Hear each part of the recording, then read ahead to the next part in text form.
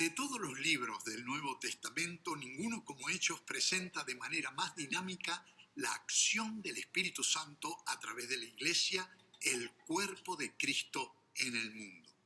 En tiempos como los que estamos viviendo, cuando la autoridad y el poder que ha recibido la comunidad de fe a través del Espíritu son tan vitales para que ésta pueda cumplir con su misión, la consideración de la experiencia carismática de los primeros cristianos es fundamental. Si la Iglesia hoy va a completar la misión que le ha sido asignada por su Señor en el mundo, tendrá que ser en imitación del ejemplo desafiante de los primeros cristianos y sus comunidades de fe. El análisis del texto del libro de los Hechos y la exposición y aplicación del mismo pueden ser de gran ayuda en esclarecer la tarea que tenemos en nuestras manos. Y sobre todo pueden enseñarnos sobre los recursos con que contamos para llevarla a cabo.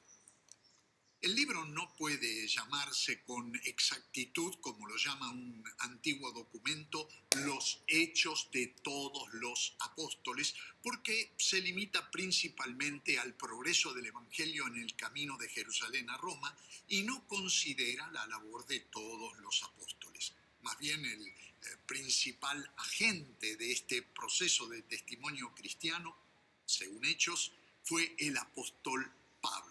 Y en ciertas ocasiones, Lucas mismo estuvo presente en los acontecimientos que narra. Lucas tuvo un acceso amplio a las fuentes de información más directas, particularmente en el curso de sus viajes con Pablo y el contacto que logró tener con muchos de los primeros seguidores de Jesús. Esto es así especialmente si la tradición del segundo siglo es verdadera, al presentar a Lucas como nativo de Antioquía de Siria. Otros autores piensan que él puede ser el hombre macedónico de Hechos 16:9. De todos modos, Lucas fue un gentil que heredó la tradición de los historiadores y biógrafos griegos. Su calidad como historiador es notable. La historia de Lucas no ha sido sobrepasada en lo que respecta a su fidelidad y es por esto que él merece un lugar entre los más grandes historiadores de su tiempo. Es probable que el libro de Hechos fuera escrito no mucho tiempo después de la fecha del último acontecimiento descrito, es decir, el fin de los 2 años de la prisión domiciliaria de Pablo en Roma, como leemos en 28:30. La nota optimista con que termina la historia parece indicar la fecha anterior a la persecución bajo Nerón en el año 64, si bien hay eruditos que le asignan una fecha muy posterior.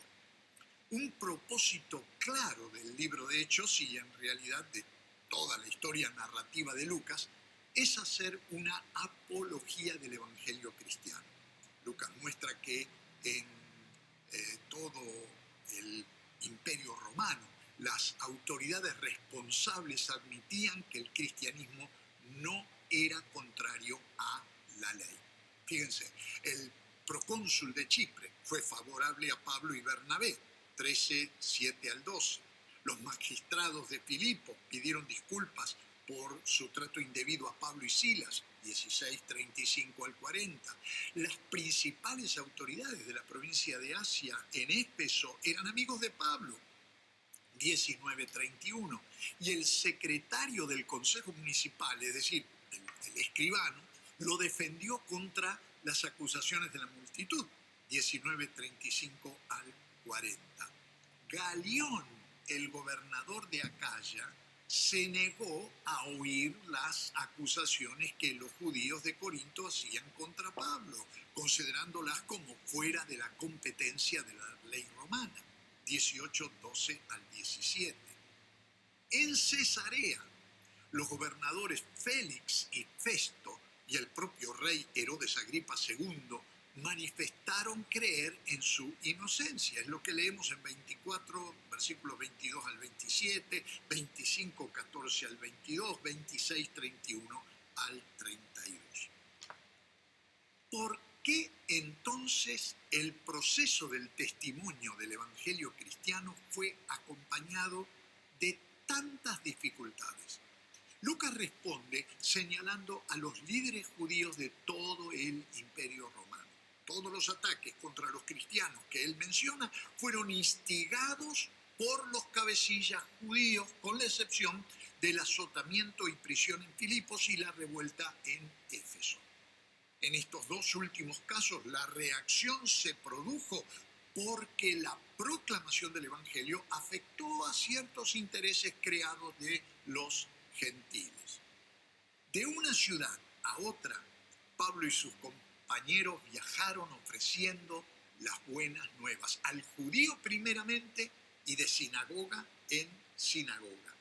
Pero casi invariablemente el mensaje apostólico fue rechazado en estos contextos y los apóstoles tuvieron que volverse a los gentiles. De modo que, mientras Hechos cuenta el avance del testimonio del Evangelio en las comunidades gentiles del imperio, registra también su rechazo por parte de la mayoría de las comunidades judías.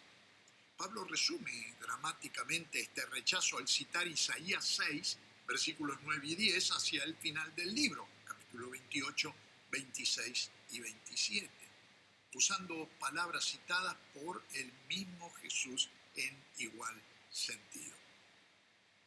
Lo más importante al considerar cuidadosamente este dinámico libro del Nuevo Testamento es notar el papel protagónico del Espíritu Santo, acompañando a la Iglesia en el cumplimiento de la misión encomendada por el Señor. Fueron creyentes llenos del Espíritu Santo los que abrieron el surco para la siembra del Evangelio y quienes llevaron la semilla hasta los confines de la tierra. Una y otra vez encontramos en Hechos a los cristianos siendo llenos del Espíritu Santo de manera personal o colectiva y actuando con poder y autoridad en la comunicación del Evangelio del Reino.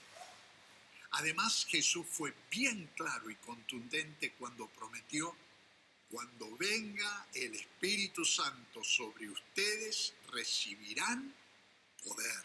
Hechos 1:8. Esta promesa se cumplió y todo creyente auténtico sabe que ha recibido del Señor el poder necesario para hacer en el nombre de Jesús la voluntad de Dios para su vida. Cuando el creyente es lleno del Espíritu Santo, este poder se actualiza y opera de manera plena. Cada episodio en estos hechos redentores, fue acompañado por la presencia y acción poderosa del Espíritu a través de creyentes consagrados al servicio del reino de Dios. Las señales y prodigios, lo mismo que los milagros, ocupan un lugar muy particular en la narración histórica de Lucas y generalmente son seguidas por el asombro y la admiración de quienes fueron testigos de ellas. El resultado de estas manifestaciones poderosas del Espíritu Santo fue un gran crecimiento numérico, una expansión geográfica notable y una profundización asombrosa del alcance de la misión.